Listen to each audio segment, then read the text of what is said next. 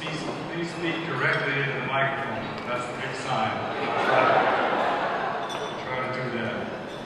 I am thrilled to be here in this room back in St. Augustine. I want to thank Mrs. Duncan for having me, Mrs. Duncan's daughter for a lovely introduction, Mayor Bowles, Senator Hill, Dr. Haley, all of you in St. Augustine. I would like to indulge me to repeat one surprise welcome to my old boss. 40 years ago, I worked for George McGovern.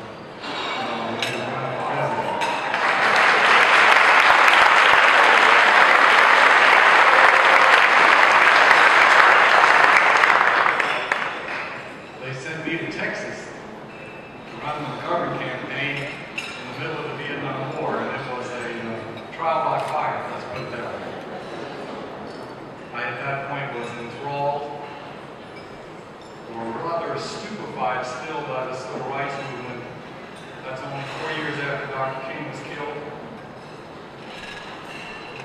You just mentioned that the National Cathedral asked me to give the Sunday sermon on the 40th anniversary of his last Sunday sermon in the magnificent National Cathedral in Washington.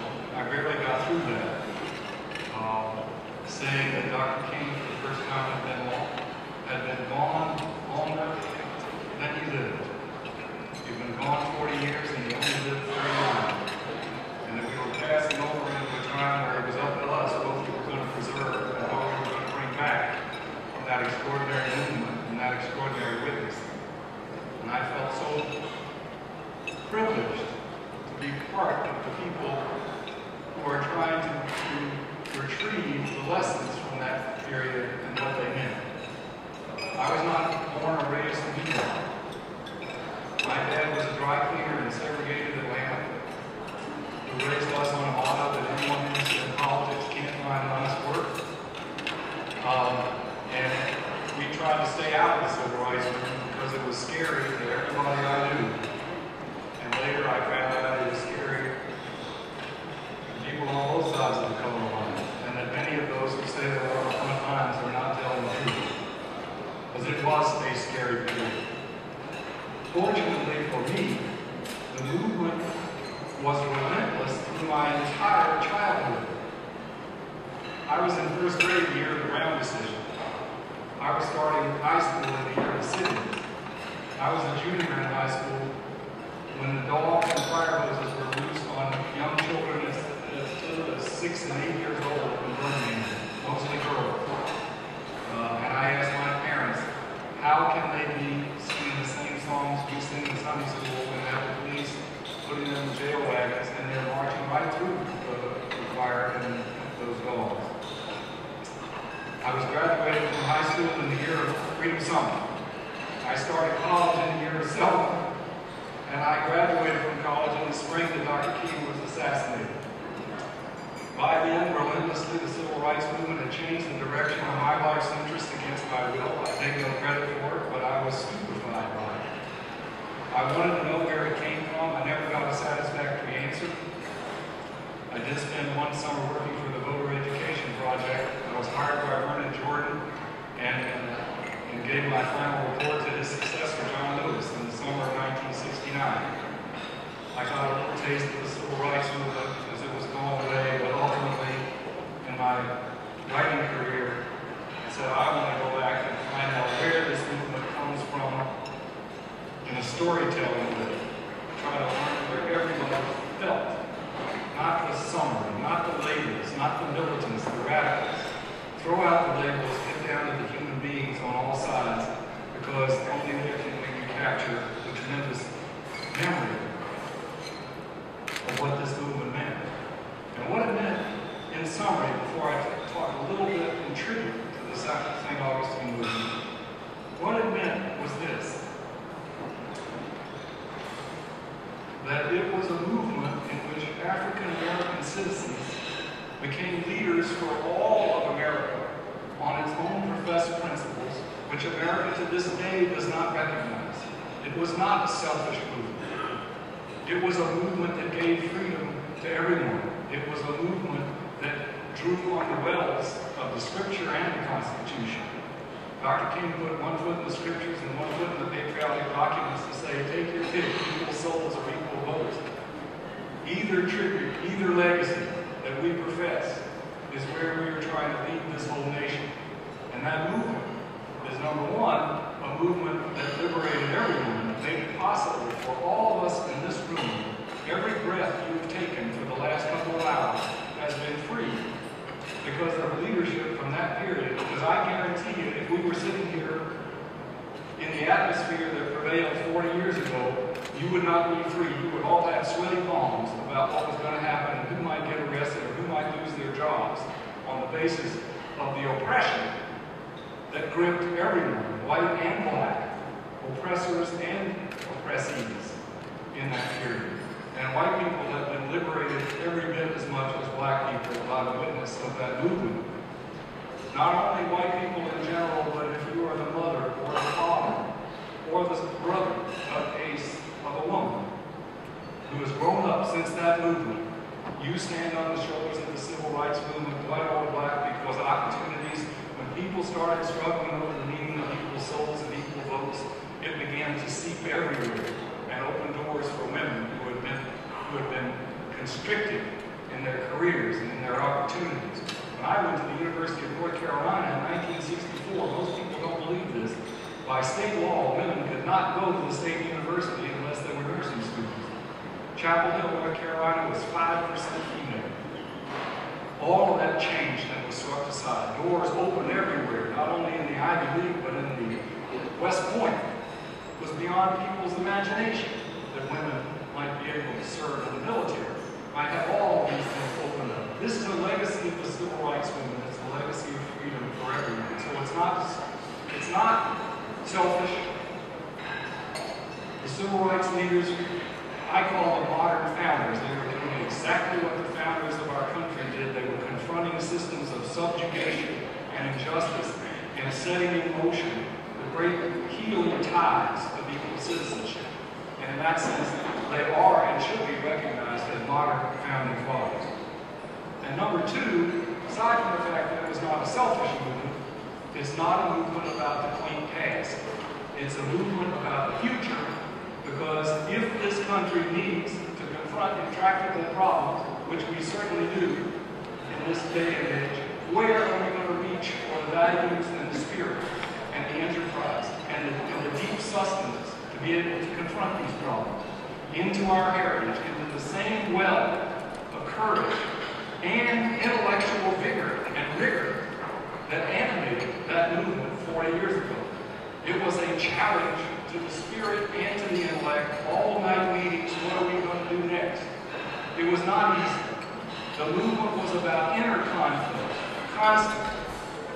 And therefore, if we're going to meet the challenges that confront this nation today, economically, spiritually, politically, militarily, every other way, we need to keep the lessons of the civil rights movement ever not just before us, but in our deepest respect, because it will challenge all of us.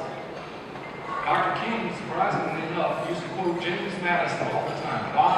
Because he considered James Madison the architect of democracy, and he wanted to dig in the wells of democracy. Madison said, politics properly understood is the most profound meditation on human nature. And when you're in a struggle like that, you've got to figure out what makes people tick across the board. And that's what the movement did.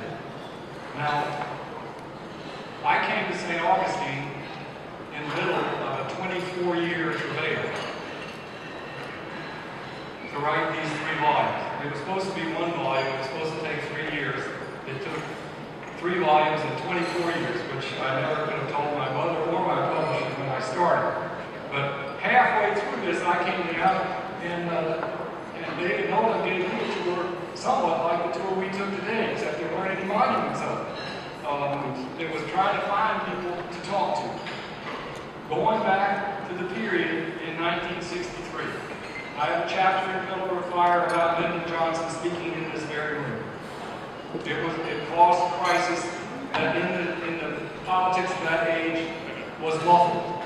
The crisis was all going on behind the scenes, and they find Lyndon Johnson wrote a letter in answer to Dr. Hailing saying, no event that I participate in when I come to St. Augustine to get ready for the 400th anniversary coming up will be segregated.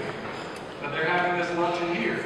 So then it caused a crisis, and Johnson people said, you've got to have at least some colored folks there. That's the way they talked back then.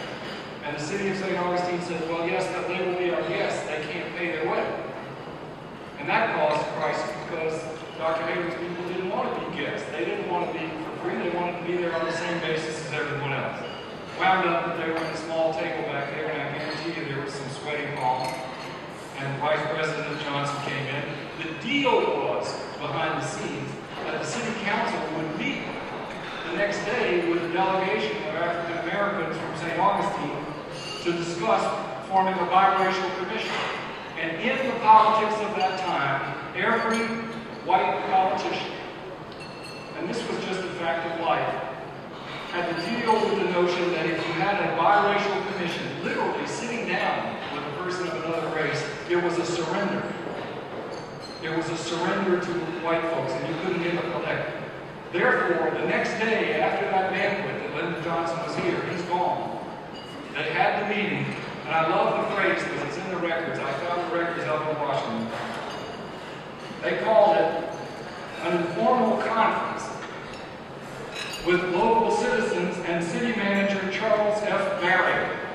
I don't know if any of his relatives are here or not, but Mr. Barry, the city manager in City Hall, showed up for the meeting, but then he left, and the only thing at the meeting was a tape recorder left on the table. Because it was too big a risk for any white person to sit there. The tape recorder was there, and it said, record your grievances. And around that table sat Dr. Hailing, Reverend J.H. McKissick, Clyde Jenkins, the barber, amazing barber, J.D. Proctor, and Roscoe Howdy. And they talked into a microphone. They said, why can't we get together? Right? Why can't we at least talk face to face? That's March 1963.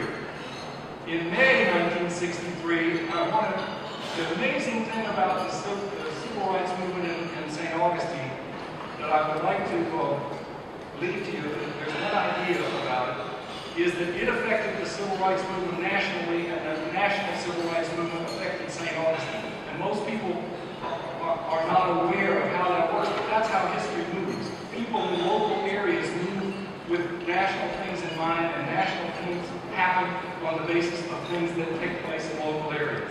That was in March 1963 when Johnson was here. It was in May of 63 that Dr. King, in the biggest gamble of his entire career, allowed those 6- and 8-year-old girls to march in Birmingham. And it melted the resistance of the whole country, and indeed the world, with photographs of those little kids being rolled down the street by the fire hoses. It was in the wake of that Dr. Hailing and the NAACP Youth Council had the first demonstrations that had St. Augustine floored and incarcerated for the balance of 1963. That ramped up the whole presence of that. It was a national event that had sparks here in St. Augustine, that sparked in St. Augustine, and then sparked back a year later into the national platform. Now, how it happened in St. Augustine is of a pattern also with things that happened elsewhere. The local committees to move here in St. Augustine are traditional, and they basically felt that there was too much at stake to risk very much here. Dr. Hailing comes from a family with a lot of wonderful degrees. There are people with Stanford and Yale, and his daughter married somebody who went to Dartmouth. This is the first generation of people who have those things at stake. If you were a white family and you were the grandson of somebody who had gone to Harvard, you would feel that going to jail would put that at stake. But if you had never had it in your family's whole heritage, you would be risking that much more. And therefore, when Dr. Hailing wanted to do more and wanted to have sit-ins and demonstrations, his NAACP people were not particularly happy about it. I don't know how much he talks about it, but I'm going to tell you, if you go into the NAACP they considered Dr. Haley a troublemaker in a black civil rights group, let alone on the other side of town.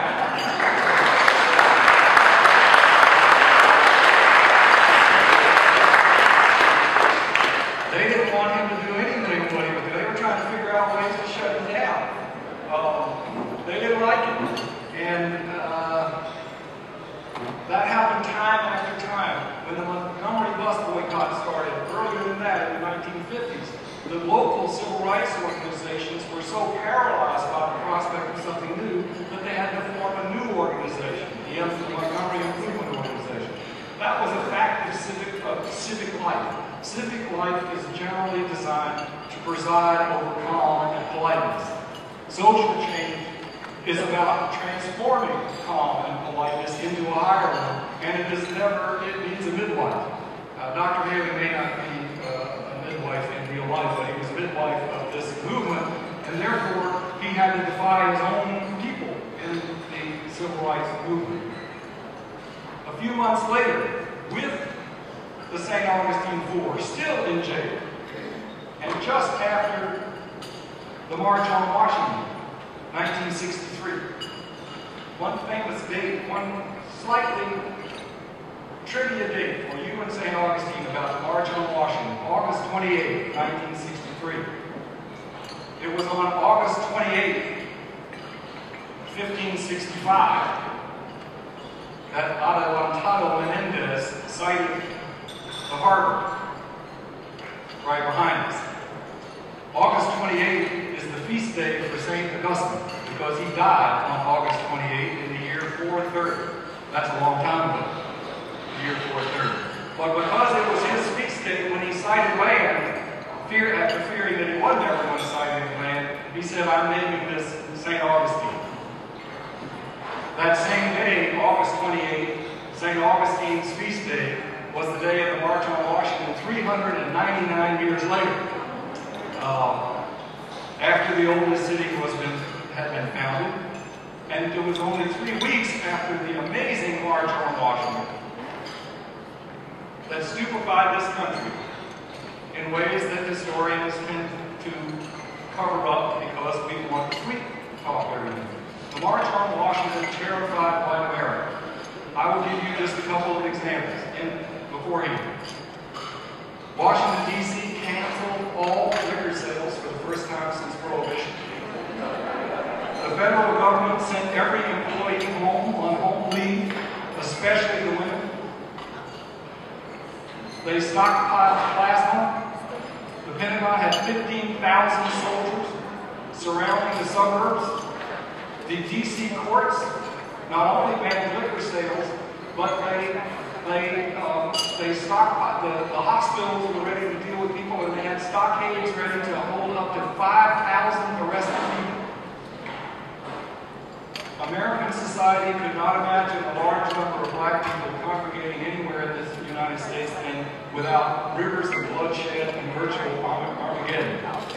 The reason that the March on Washington is known as a patriotic picnic is because it was such an amazing relief against what people in our racial fears had projected and feared was going to happen.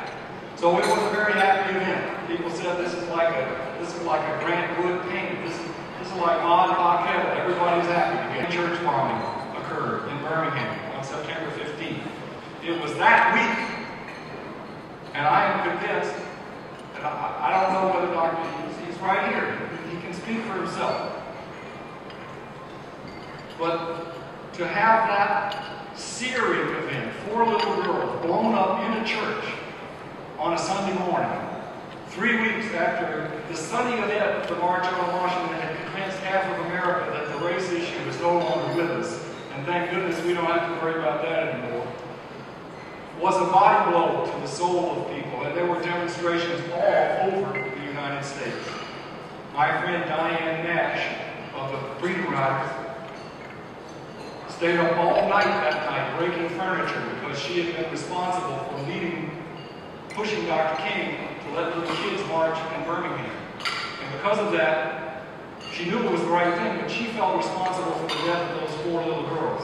And by the next morning, she and her husband had the blueprint saying, we will answer this by shutting down Alabama until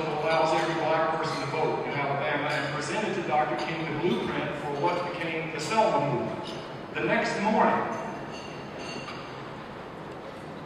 the remarkable thing, again, about this movement is that the victims of democratic failures nevertheless assume the responsibility as democratic citizens for designing the liberation for themselves and their own oppressors. That Diane Nash took this plan to Dr. King, and she hounded him about it for 18 months until they went into Selma. He said, Diane, we've been fighting for 10 years to get a segregation bill before Congress. We finally got it there. We can't say, well, we changed our mind. We want to do voting rights. And she says, people are willing to give their lives for this. Leadership must provide an outlet for nonviolent people who are willing to struggle for justice. And she hounded him.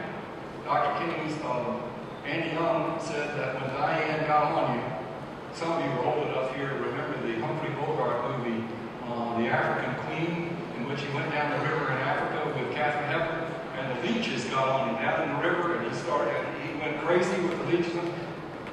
Andy said that's the way Diane got on, like those leeches. She got on Dr. King about doing the Civil Voting Rights Act. But what hit Dr. Haley was he's got people still in jail, and this thing, what are we going to do here in St. Augustine? We've got people in jail, nobody's paying any attention to it. It's not in the news. It's just a fact of life. These are only 4 young black kids. They can stay in jail. So somehow, one day he's going to tell you exactly how, he decided that the thing for him to do, in the spirit of this church bombing, in the spirit of this mobilization that has taken hold of the whole country since Birmingham, is to go to a Klan rally. Out in the countryside in the middle of the night, with Clyde Jenkins, the barber, and 2 other fellows, and they went out there, and I am so thankful that once again, in the NAACP records, you can find that there was a white minister who had also gone there just to see it. But of course, he had better cover because he was white. And his record, his description of what occurred in the Klan rally, when they captured Dr. Haley, beat out his windshield and tore up all the car and marched them in right at the time that Connie Lynch, an internationally famous person, was preaching to the Klan rally. And they carried them in, and he had just said to the Klan rally that he hoped that they could kill Dr. Haley. And I'm just going to give you one moment to recapture the atmosphere of some of what this was like. The minister who was there undercover recorded what was said, and therefore gives us validation not only of Dr. Haley's description of what happened afterwards, after he barely survived and was beaten up, but a description of the entire event. Connie Lynch arrived in the pink Cadillac wearing his trademark string tie, whipped up the Klan rally, and said that the Klan was on the move to destroy the worldwide conspiracy of Negroes and Jews. Some of you say, but Jesus was a Jew, he said. That just goes to show you how these cotton-picking, half-witted preachers have fooled you. Jesus wasn't no Jew, he was a white man. Then, believe it or not, he started talking about the Birmingham church bombing, which I believe was part of the motivation for Dr. Haley to show up there in the first place. He said, those girls, remind you, this is only 4 days later, those girls were old enough to have venereal diseases and were no more human or innocent than rattlesnakes, he said. So I kill them all. And it's 4 less so-and-sos tonight. Then good for whoever claimed it long. We're all better off. Dr. Haley marched into a Klan rally with people talking like that a few miles from here, only 40 years ago. Barely survived. Now, in that atmosphere with St. Augustine and the National Civil Rights Movement kind of interacting with one another, it went on until through the Kennedy assassination, and in 1964 was the great pivotal year. Now, I didn't get to talk to Dr. Haley. I chased him all over. I chased people for 24 years on this thing. I didn't find him. I don't know whether he didn't want to talk to me or whether I just didn't do anything right. But I made a mistake because the catalyzing event in February 1964 when they shot his dog through the door. I got it right that it was a 30 caliber bullet. It wasn't a shotgun. 30 caliber bullets would go through all the walls and load and kill this dog. But I put that his dog was a bulldog. And I want to apologize because his dog was a boxer. A boxer named Madonna. And when that happened, that was when Dr. Halen said, this is too much. They're burning people, they're firebombing people, they're shooting into the house. I've got to appeal to Martin Luther King. We need some help. Now, the true reality of what happened is that by this time, Dr. King had been finished with what he called being a fireman. That is, being called to everybody's movement and showing up and getting blamed when things didn't go wrong. So Dr. King did not immediately say, I better get on my horse and go to St. Augustine. No, he sent people to investigate. And a number of them said, those people in St. Augustine aren't well enough organized yet. There's too much division. The NAACP people don't like Dr. Halen. They don't want to do anything. He's isolated. So Dr. King sent Hosea Williams down here. Now, I know Hosea Williams pretty well. And I'm trying to imagine Hosea Williams and Dr. Halen together. Because Hosea Williams was a fellow World War II vet. He had a metal plate in his head from an injury in Germany. And everybody in the movement always said when he proposed to do something crazy or suicidal that the metal plate was vibrating in his head and he didn't really know what he was doing. But when he got here to St. Augustine, he's trying to convince Dr. Halen to be that the answer to these bullets, these 30 caliber bullets that had killed his boxer, was to be nonviolent. That was the heart of the movement. And that the movement was nonviolent because nonviolence is at the heart not only of Jesus' witness, but at the heart of democracy. Why? Because what is democracy but a cathedral of votes? And what is the vote but a piece of nonviolence? And therefore, when you're in a nonviolent movement, you are on the vanguard of advancing democracy by creating goodwill that can mobilize power and citizenship. But that speech is hard to do and hard to be convincing when you're on the brunt of violence and you're facing the plan. So they had a really hard time doing it. And it wasn't until a couple of months later, when Dr. King was basically trying not to come into St. Augustine. The Civil Rights Bill was being filibustered. He didn't want to start a new movement. He wanted to just keep the pot boiling until the Civil Rights Bill got passed. And he sent Andy Young down here to tell Hosea to chill out those folks in St. Augustine. And I talked to both Andy and Hosea about it at the meeting in the church in May. This is after Mrs. Peabody, who was also, Dr. King said, I don't want to go to St. Augustine, get some of those folks from New England. And that's why Mrs. Peabody was here, because Dr. King didn't want to come. And a couple of months later, he's got Andy down here, and Andy is in the front of the church to tell Hosea that Dr. King has just instructed me to calm things down here. And they're standing in the front of the church, and both of them told me the exact same story. That Andy is telling Hosea, we're not going to have a movement here, and that Hosea threw up his hands, pretending that he had convinced Andy to do exactly the opposite, and threw up his hands and said, that's great, Andy, I want the prettiest girl in this church to march with you downtown tonight. And as soon as those marches started, that's what kicked off the whole movement, and it was only the next night that Andy, who had never gone to jail, and Andy was a guy in Hush Puppies who was a church bureaucrat who believed in being nice to folks. And it was here that he was baptized by leading that march downtown because Hosea had tricked him into it. And the next thing you know, Dr. King is down here. And this became the final witness to keep the civil rights movement alive and on the front page just long enough to get the bill passed. Dr. King went to jail the day after the Senate filibuster was broken. The first time in a century. June 10th. The bill passed on June 19th. In between that time, there were marches here, and every day it was on the front page. Those were when the wait-ins were going on. The significance of St. Augustine was that Dr. King said, and Dr. Halen said even more, because Dr. King was desperately still trying to make a deal to get the Civil Rights Bill without having to get killed in St. Augustine.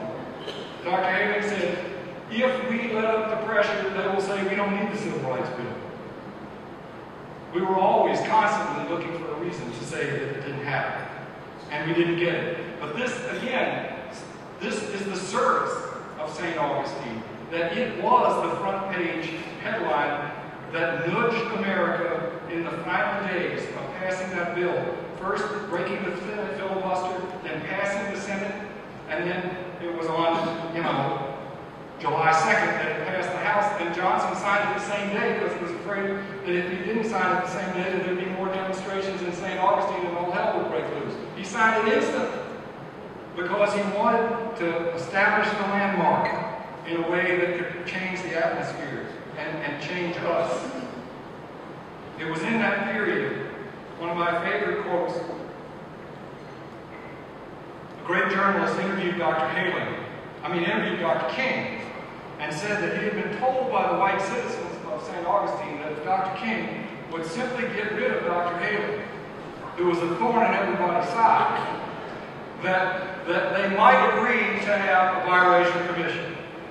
All this violence, all the wait-ins, all everything else, they're still talking about a biracial commission because it was still seen by any white person as an embarrassment and as a humiliation to be the one that agreed to talk to a black person. That was still the atmosphere of that time. Here's what Dr. King told the journalists. This is the old story we find every place, he said. They never want to deal with the local man who began the movement because invariably he is a true leader and a dynamic force in the community. What it really means is that they don't want to deal with anybody they can't control. We went through this in Birmingham with Fred Shuttlesworth. Dr. Halen, I know you've got many tributes and many compliments.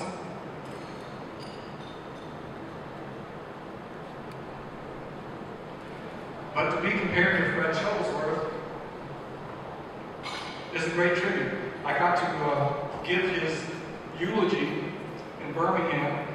Shuttlesworth, who I interviewed, and is an amazing leader. I'm not going to say I gave the only eulogy because that service lasted 9 hours. It was an amazing thing. But to have Dr. Martin Luther King say that you are like Fred Shuttlesworth and you are a true leader in the community.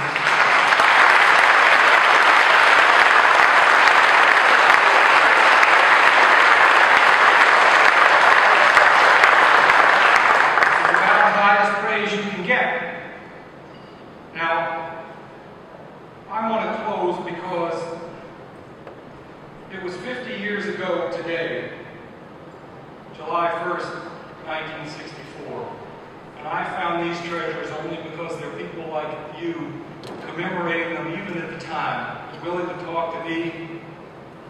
I will tell you now that for me emotionally, the moment I remember most about all the interviews here in St. Augustine 20-something years ago was going into the little tiny home where Georgia May Reed lived. She had been crippled. She's one of the ones, when there was fear, even in St. Augustine, to lead another march, they went back in the kitchen because nobody would volunteer to go, and she was a cook in the kitchen. And Hosea went back there, and several people said, we need somebody to go to jail with Mrs. Peabody. She's come all the way down here. Nobody will go to jail with her, and she said she would, but she would not, unless somebody would take her home to put on a better dress while she was cooking. And if she was going to jail with her crutches, she was going in a finer dress than that.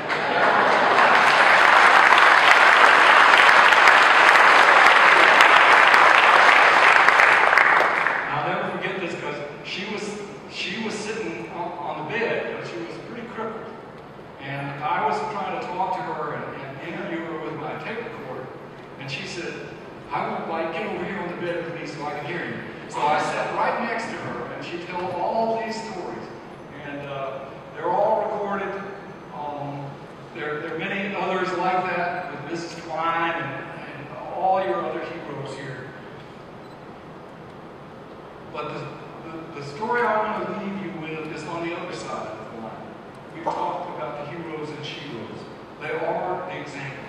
They are the example for all of us who are white today to be able to find it in our hearts, to take an African American leader as leaders of our own cause. They're our leaders. They're our patriotic leaders of that period. But I want to show you just a tiny glimmer on the other side. The biggest surprise when I talk to young high school students today about the civil rights era is that they find it shocking that even the libraries were segregated. That black kids could not go in the library. They are not shocked at all, and this saddens me, that the churches were segregated. But on July 1st, with the Civil Rights Bill about to pass the next day and be signed the next day, the Episcopal Bishop, Hamilton West of Florida, came to St. Augustine to meet at Trinity Episcopal. Now all the leaders of St. Augustine, or many of them, were members there. The vestry had fired its minister, Charles Seymour, because he told them that they had to admit black worshipers. Not because of the Civil Rights Law, but because of Christianity. The bishop is on the spot, and he tells them outside agitators that caused this problem, I really sympathize with you, and so on and so forth. And believe it or not, the members of the vestry who were there told the bishop that what they were worried about was that white people in St. Augustine would think that they had been too encouraging of black people, and therefore no white people would come in. It's just like when Dr. King and Dr. Hickman went to jail in the Bronson, outside the Bronson Motor Lodge. Mr. Brock put up the Confederate flag and went on TV to say we are still segregated, because what he was worried about was white people thinking that he was too sympathetic. So now you have the bishop meeting with the vestry there in the church. And they are saying the Civil Rights Bill doesn't cover churches. We can still be segregated. And we don't want to look like we're too eager to have black folks here, because then we'll lose our white membership. And Whoopi Tebow, the editor of the newspaper, stood up and said, Bishop, we got to cut to the chase. Are you saying here, as bishop of our church, that we must enforce the entrance of Negroes to the church if they want to come here and worship? The bishop said, yes, that is the question. Whoopi Tebow said, then you are facing me with a choice to be an American or an Episcopalian. Now, that's sad, because what he's saying is that to be an American means to resist this, because in his view of being an American, you couldn't be forced to go to church with somebody else. Tebow said, Bishop, must we provoke you to excommunicate us if we choose to be Americans and not Episcopalians? And the bishop looked at them and said, I have wrestled with this. I have only one thing to say.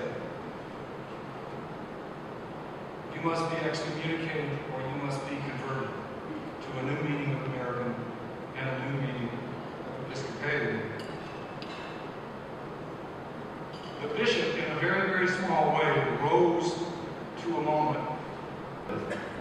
But every one of us needs to have those moments to expand the freedom that was won at so great a cost here. St. Augustine is not at the forefront of historical memory about the Civil Rights Movement, in part because the Civil Rights Bill was the culmination in everyone's focus, in part because the most violent times in St. Augustine. Dr. King said the night of June 25th, 1964, was the worst night he ever saw in the whole Civil Rights Movement. 40 people went into the hospital and were beaten, and the New York Times reporter said that white people tore the clothes off the backs of black women out in the street, and that you could hear the thuds of clubs from 2 blocks away. Don't ever sugarcoat this movement. It was rough. It has lifted us to a higher place. It does not have the historical stature that it should have, because of the national events and because it coincided with Mississippi Freedom Summer, which became the dominant news story of that time.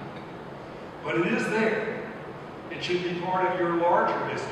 You have an amazing opportunity here, in my view, as the oldest city in the nation, with so many cultural strands here of Catholicism, of the United States in its earliest period, and then of the Civil Rights Movement in its critical time here that your historical mission, from a glorious room like this, can lift and enrich the whole country. The harder the barriers you cross, the wider the base you stand on. No place stands on a broader base than St. Augustine. Do not worry about your stature in the national scheme of things, because it will come in time. Not long ago, I went to Birmingham, a city that let loose some of the tides that affected us. And a city councilman, a white city councilman, said, I've been a segregationist all my life. And after the Civil Rights Movement, I resented it for 40 years because it painted us as demons and evil. And he said, only in the last year, he said, I voted to have you come here and talk about civil rights. He said, my family thinks I've lost my mind.